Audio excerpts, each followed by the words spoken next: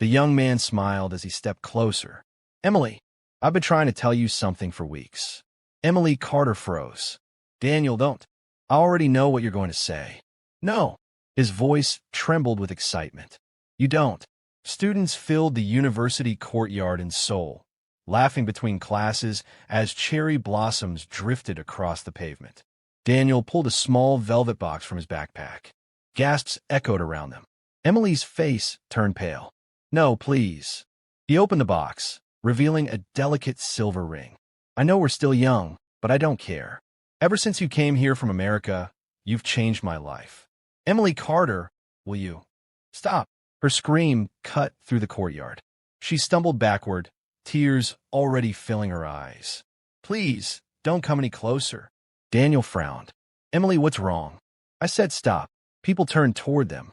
Emily looked around frantically, almost as if she expected something terrible to happen. I can't let you do this. Daniel laughed softly. You've been avoiding me for weeks. Is this why? You don't understand. Then explain. She shook her head violently. I can't. Daniel slowly reached for her trembling hand. It's okay. No, I love. The deafening blast of a truck horn shattered the air. Everyone looked toward the campus entrance. A delivery truck had lost control, racing downhill at terrifying speed. Look out! Students scattered in panic. Daniel turned instinctively. The truck slammed into him before he could move. His body crashed against the windshield before hitting the pavement. The silver ring rolled across the blood-stained concrete. Silence. Then screaming. Emily dropped to her knees. No. Her voice barely escaped. No. Students rushed toward Daniel. Someone checked his pulse. Another student covered her mouth. Oh my God, he's dead. Emily didn't move. She simply stared. Her lips quivered. Then she whispered the same words she'd whispered so many times before. It happened again. The crowd slowly turned toward her. A terrified girl stepped backward. It was her. Another student nodded. It always happens. I told you she was cursed.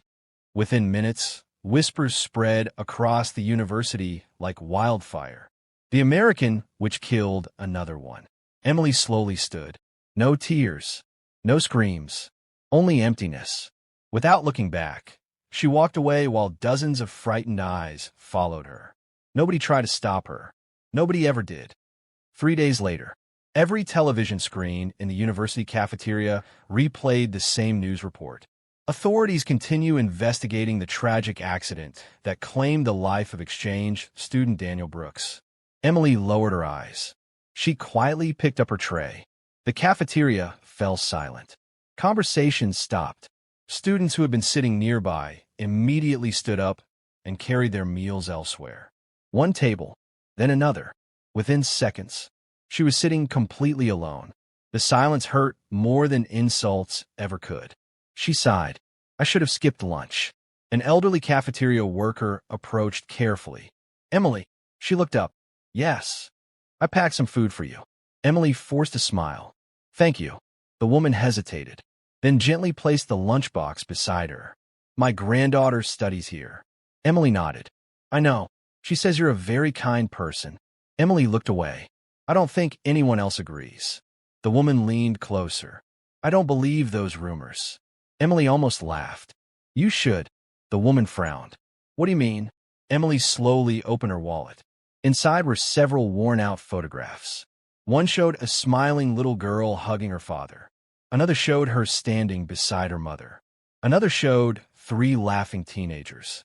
The cafeteria worker looked confused. Your family? Emily nodded. My dad died when I was 6. The woman remained silent. My mom died when I was 11. She turned another photograph. My best friend. Another. My roommate. Another. My first boyfriend. The elderly woman's smile disappeared. Emily's voice remained calm. Every single person who ever loved me. She swallowed hard. Is gone. The woman looked horrified. They all. Emily nodded once. They all died. She closed the wallet. I've attended more funerals than birthdays. The woman reached for Emily's hand. Emily instinctively pulled away. Don't. I'm only trying to comfort you. Please. Emily, I don't let people touch me anymore. The woman slowly withdrew her hand. Emily stood. I'm sorry. She picked up her lunchbox and walked out alone. The cafeteria worker watched her disappear through the door before whispering, "That poor child." The rumors only grew worse. Students avoided walking beside Emily. Empty seats surrounded her in every lecture hall. Whenever she entered the library, whispers followed. "She's here. Don't make eye contact. My cousin said 4 people died around her in America. I heard she's possessed. My mother told me to transfer classes." Emily pretended not to hear any of it. She simply kept walking, head down, books held tightly against her chest. But loneliness became heavier every day. That evening, rain poured over Seoul. Emily stood beneath a bus stop shelter, soaked despite the roof above her. An old homeless woman sat nearby, shivering beneath a thin blanket. Emily looked inside her shopping bag. She pulled out a warm meal and a bottled drink. "Here." The old woman looked surprised. "For me?" Emily smiled gently. "You need it more than I do." The woman accepted the food with trembling hands. "You're a good girl." Emily's smile faded. "I don't think so." "You are." "No." The old woman looked into her eyes. "Who told you otherwise?" Emily answered quietly. "Life." Just then, headlights swept across the wet road. A sleek black luxury sedan stopped at the traffic light. Inside, a sharply dressed Korean man glanced absent-mindedly toward the bus stop while reviewing documents. His eyes paused. He noticed the drenched American girl giving away her own dinner to a stranger. She looked exhausted, broken, yet she still smiled for someone else. His secretary noticed his gaze. "Chairman Kang." He didn't answer immediately. Instead, he watched as the young woman stepped away from the shelter, choosing to stand in the rain so the elderly woman could stay dry. The light turned green. The car began moving, but the image lingered in his mind. He looked back through the rear window until she disappeared into the rain. For reasons he couldn't explain, he felt as though fate had just introduced him to someone whose life was about to collide with his own. Emily didn't notice the black sedan disappear into the traffic. She never noticed anyone looking at her anymore. Most people looked away. The following morning, Seoul National University's campus buzzed with excitement. Luxury cars lined the entrance. Faculty members stood in neat rows. Students whispered among themselves, "Is he really coming? I heard he's donating a new research center. My dad says he's one of Korea's youngest billionaires." "No way. He's only 28. Emily walked past them unnoticed, her headphones covering the noise. She had no interest in celebrities or billionaires. She only wanted to finish her degree and survive another day. Inside the administration building, Kang Min-Ho adjusted the cuff of his suit as the university president welcomed him. "Chairman Kang, it's an honor." "The honor is mine." They exchanged formal greetings before touring the campus. Professors proudly introduced laboratories, libraries, and innovation centers. Min-Ho listened politely, but his mind wandered. He couldn't stop thinking about the young woman in the rain. "There was a student I saw yesterday," he suddenly said. The university president looked confused. "A student, an American girl." The president's smile disappeared.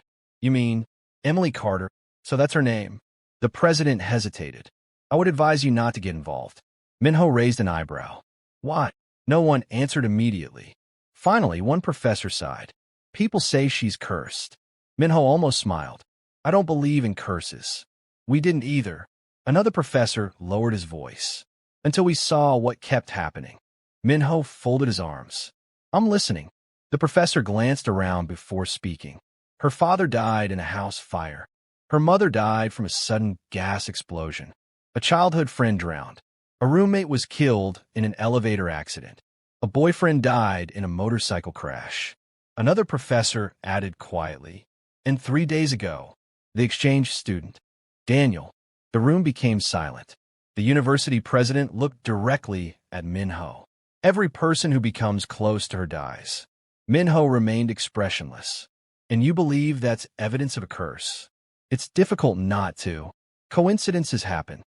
"Not this many." The president gently placed a folder on the table. "We've considered asking her to transfer." Min-Ho frowned. "For something she didn't do? We have parents threatening lawsuits." Students refused to attend classes with her. The university's reputation is suffering. Min-Ho slowly closed the folder without reading it.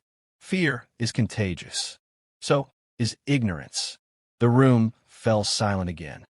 Emily sat alone beneath a large maple tree after class, reading notes for an upcoming examination.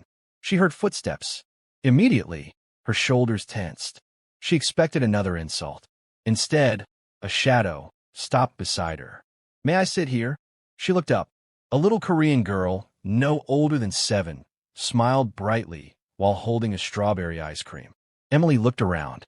"Your parents?" "They're inside." The little girl pointed toward the administration building. Emily smiled faintly. "You can sit." The child sat beside her without hesitation. "My name is Soo-Jin. I'm Emily." "I know." Emily laughed softly. "You do. My daddy talks about everyone." Emily found that amusing. "So, your daddy knows me?" "He says everyone deserves kindness." Emily's smile faded slightly. "Your daddy sounds very wise." "He is." The little girl took a bite of her ice cream before suddenly offering it to Emily. "You look sad." Emily blinked. "You don't even know me." "I know sad people." Emily chuckled despite herself. "I'm okay." "No, you're not." Emily lowered her eyes. Children always seem to see through adults. Before she could answer, a man's voice echoed behind them. "Soo-Jin." The little girl turned. "Daddy." She ran into Min-Ho's arms. Emily immediately stood. "I'm sorry. I didn't know she was with you." Min-Ho smiled politely. "I should be thanking you."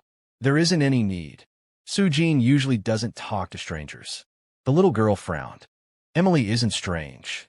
The words made Emily's heart ache. Children truly had no prejudice. Min-Ho extended his hand. "I'm Kang Min-Ho."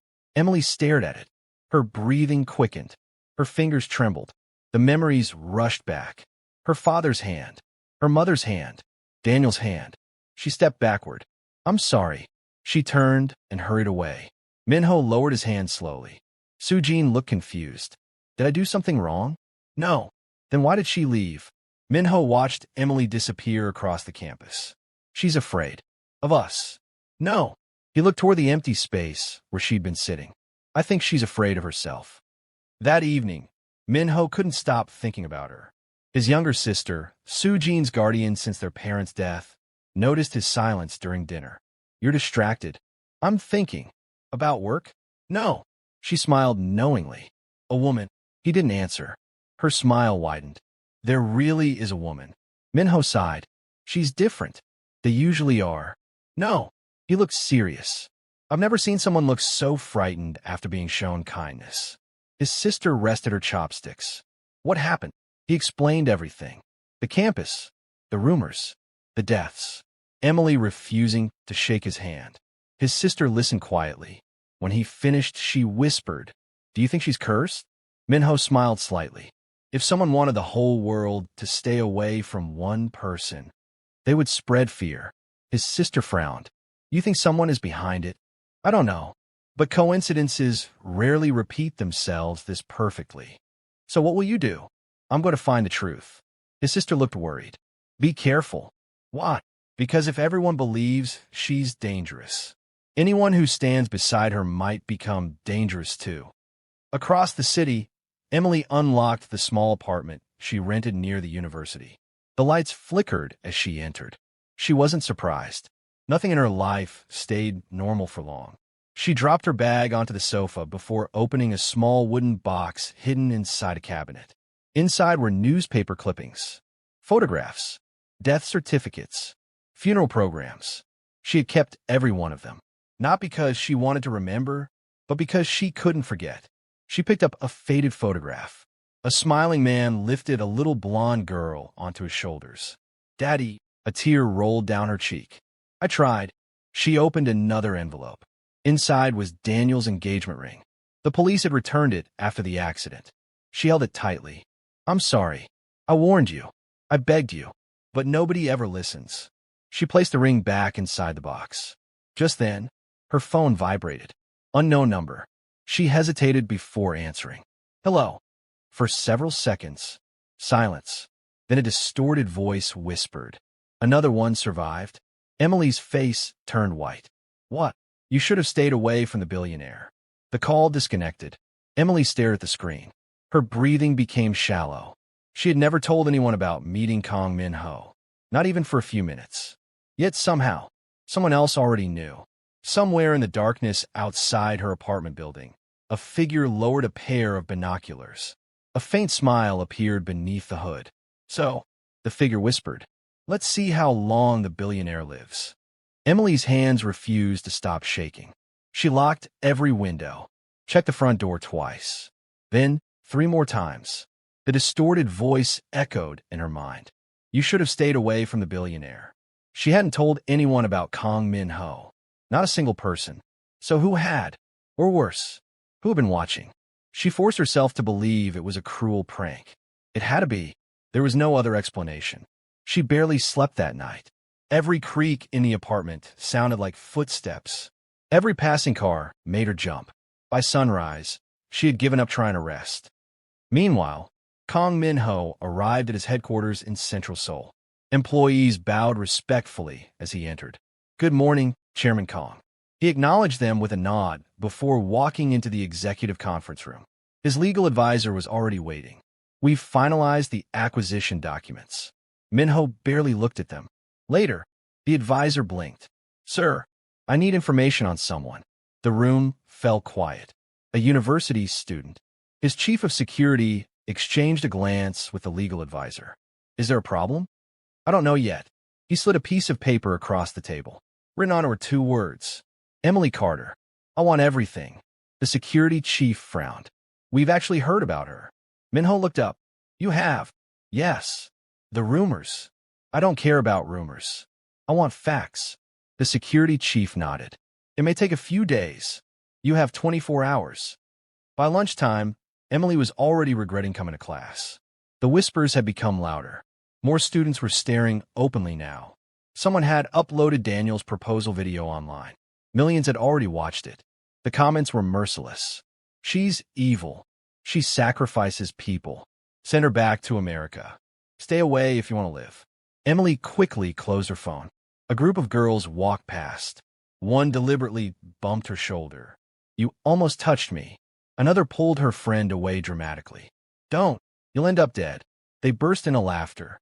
Emily lowered her eyes and continued walking. She had stopped defending herself years ago. There was no point. No one believed her. As she reached the staircase leading to the library, she heard a familiar voice. "Emily." She froze. Slowly turning around, she saw Kang Min-Ho approaching. Several students immediately stopped to watch. Emily's heartbeat accelerated. "Please," she whispered. "You shouldn't be here." Min-Ho stopped a few feet away. "I've been looking for you. You need to leave. I only want to talk." "No." She looked around nervously. People were already recording with their phones. "Please. You don't understand." "Then help me understand." Her eyes filled with tears. "You'll die." The crowd fell silent. One student whispered, "She's warning him." Another muttered, "He's finished." Min-Ho remained calm. "I don't believe that." "You will." "I won't." "You don't know what happens." "I know what people say." "I'm not talking about people." She took another step backward. "I'm talking about everyone I've ever loved. They're gone. So stay away from me." Min-Ho studied her face. There was no manipulation. No madness. Only fear. Real fear. Fear for him, not herself. He spoke gently. "Emily." She didn't answer. "If you wanted people dead, you wouldn't spend your life trying to protect them." Her lips trembled. "You don't know me." "You're right. So let me." She shook her head. "No, I can't lose another person." The words escaped before she realized she'd spoken them aloud. The entire crowd heard them. For the first time, the whispers stopped. Min-Ho smiled softly. "Then don't." He turned and walked away. Emily stared after him, completely confused. He hadn't argued. He hadn't mocked her. He had simply listened. That evening, Min-Ho's security chief entered his office carrying a thick file. "I've finished." "So quickly." "We worked all day." Min-Ho opened the file. Inside were photographs stretching back over 20 years. Emily as a child. Emily in elementary school. Emily at different funerals. Hospital records. Police reports. Insurance files. Newspaper articles. His expression slowly changed. "This The security chief nodded. It's exactly as the university described. No. Min-Ho tapped one page. It's not. What do you mean? He spread several accident reports across the desk. Look closely. The chief leaned forward. I don't see anything unusual. Min-Ho pointed to the dates. Her father, her mother, her childhood friend, her roommate, her boyfriend. What about them? They were all ruled accidental deaths. Yes, but every investigation was closed unusually fast. The chief frowned. Min-Ho flipped another page. Different cities, different investigators, different years. Yet every report contains identical wording. The chief's eyes widened. You're right. The final paragraph. It matches word for word. Min-Ho leaned back. Someone copied them. Silence filled the office. The security chief slowly whispered. You think the reports were fabricated? I think someone wanted every case forgotten. He closed the file, and someone succeeded. Across town, Emily stopped at a small convenience store to buy instant noodles. The elderly owner smiled warmly. You've lost weight. Emily smiled politely. I'm fine. No, you always say that. He packed her groceries before quietly adding a carton of milk. You forgot this. I didn't buy milk. It's a gift. She tried handing it back. I can't accept it. You can. He smiled. You remind me of my daughter. Emily's eyes softened. Thank you. As she stepped outside, she heard tires screech. A black motorcycle raced straight toward the elderly shopkeeper, who had just walked outside to close a signboard. Look out! Emily screamed. Without thinking, she dropped her groceries and shoved the old man backward. The motorcycle missed him by inches. Instead, it slammed into the metal storefront before crashing onto the pavement. The rider stood up almost immediately. Too quickly. Far too quickly for someone who had just crashed. His helmet hit his face. For one brief second, he looked directly at Emily. Then he ran. Emily frowned. He wasn't injured, not even limping, almost as if the crash had never been an accident. Police sirens echoed in the distance. The shopkeeper grabbed Emily's arm. You saved me. Emily looked toward the road where the motorcyclist had disappeared. Her heart sank. The phone call. The warnings. Now this. For the first time in years, she wasn't wondering if she was cursed. She was beginning to wonder if someone was trying to make every tragedy around her look like one.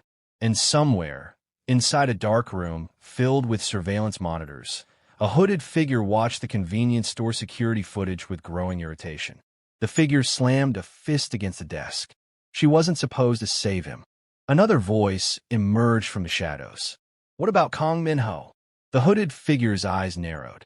He keeps asking questions. Should we stop him? The answer came without hesitation. No. A cold smile slowly spread across the figure's face. Let him get closer to Emily. Everyone who gets close to her. The figure picked up a photograph of Kang Min-Ho and calmly burned one corner with a lighter. Always dies. The flames reflected in the figure's eyes as the screen faded to black, leaving one question hanging over everything. Was Emily truly cursed? Or had someone spent her entire life making the world believe she was?